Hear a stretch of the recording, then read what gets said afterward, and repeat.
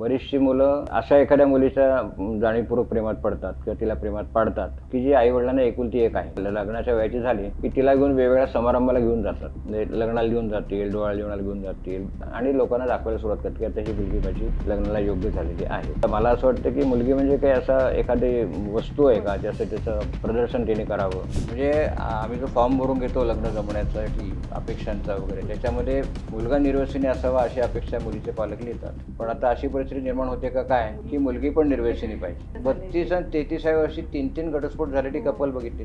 ज्या वयामध्ये पहिलं लग्न काही लोकांचं होत नाही, तर ते जेवणासाठी लोक येतात का लग्नाचे संस्कार बघायला येतात का आशीर्वाद द्यायला येतात. वारेमाप खर्च करायचा आणि मग कर्जबाजारी होतात. पण तरी सुद्धा 60 रुपये 80 रुपयाची 100 रुपयाची पत्रिका छापणारी लोक सुद्धा बघतो आपण. दुसऱ्या दिवशी कचऱ्यात असते.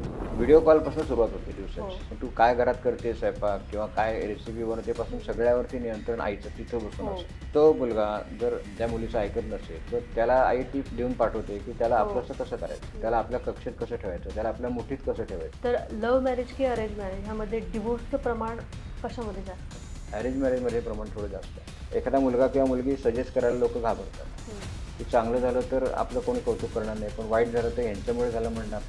त्यामुळे माणूस पुढाकार घेऊन लग्न जमवायचं भानगडी पडतो.